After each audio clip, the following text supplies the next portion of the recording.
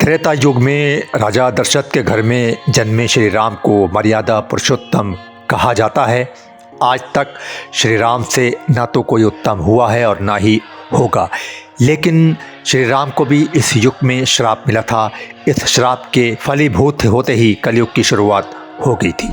त्रेता युग से लेकर द्वापर तक श्राप लगने पर व्यक्ति को बुरे परिणाम भुगतने पड़ते थे।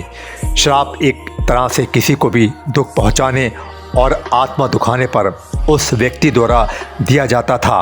श्राप की वजह से ही तमाम देवताओं को इसे भोगना पड़ता था।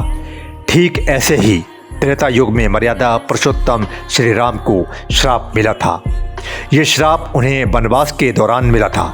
जिस तरह से भगवान राम को मिला वनवास, राजा दशरथ को मिले श्राप के रूप में ही था। राजा दशरथ को श्राप मिला था कि उनका निधन पुत्र वियोग में होगा। ये श्राप फलीभूत भी हुआ, लेकिन मर्यादा पुरुषोत्तम राम ने तो कभी किसी को दुख नहीं पहुंचाया। वो तो सभी चीज़ों में श्रेष्ठ थे। इसके बाद भी श्री राम को श्राप मिला था। इस श्राप के फलीभूत होते ही द्वापर से कलयुग की शुरुआत हो गई थी। आइए जानते हैं आखिर श्री राम को किसने और क्यों श्राप दिया। दरअसल त्रेता युग में भगवान श्री राम को श्राप किष्किंधा कांड के दौरान मिला था। ये रामायण का वो हिस्सा है जिसमें भगवान श्री राम की मुलाकात अपने परम भक्त हनुमान जी से हुई थी। यहीं पर श्री राम को सुग्रीव मिले थे, जिन्होंने श्री राम को अपने बड़े भाई बाली के अत्याचारों से उन्हें अवगत कराया था। सुग्रीव ने भगवान से मदद मांगी थी।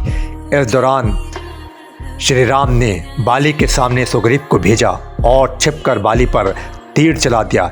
इससे उनका निधन हो गया। छिपकर तीर चलाने पर श्री राम ने बाली को दिया जवाब। बाली जब मृत्यु शैया पर तड़प रहा था तो उसने मर्यादा पुरुषोत्तम श्री राम से पूछा कि आपने छिपकर वार करने की वजह पूछी। इस पर श्री राम ने बताया कि ये प्रदेश अयोध्या के राज में आता है। ये अन्याय करने वाले को दंड देने का अधिकार राजा को है।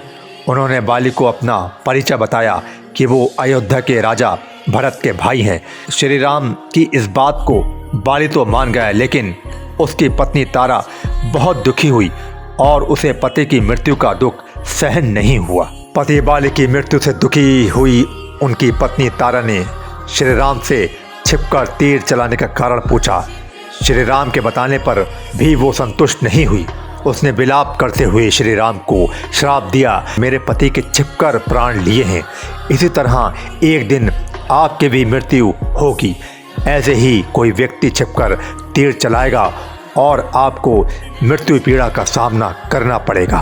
पति बाली की मृत्यु से दुखी उनकी पत्नी तारा ने श्री राम से छिपकर तीर चलाने का कारण पूछा। राम के बताने पर वो संतुष्ट नहीं हुई। उसने विलाप करते हुए श्री राम को श्राप दिया कि जिस तरह आपने मेरे पति के छिपकर प्राण लिए हैं, इस तरह एक दिन आपकी मृत्यु भी निश्चित होगी। ऐसे ही कोई व्यक्ति छिपकर तीर चलाएगा और आपको मृत्यु पीड़ा का सामना करना पड़ेगा। ऐसे फलीभूत हुआ तारा का श्राप। श्री राम ने तारा का श्राप स्वीकार किया और कहा कि ये अगले जन्म में फलीभूत होगा। अगला जन्म श्री राम ने द्वापर में श्री कृष्ण के रूप में लिया। इस युग में तमाम लीलाओं को रचने के बाद एक दिन श्री कृष्ण जंगल में विश्राम कर रहे थे। तभी एक भील ने छिपकर श्री कृष्ण पर तीर चला दिया और वो तीर श्री कृष्ण के पैर में आकर लगा। इस तरह से बाली की पत्नी का श्राप फलीभूत हो गया। कथाओं में बताया जाता है कि तीर चलाने वाले भील बाली का ही अवतार था, जिसने अपनी मौत का बदला लिया था।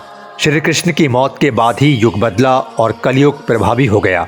इस तरह से बाली की पत्नी तारा का श्राप फलीभूत होते ही द्वापर से कलयुग आ गया।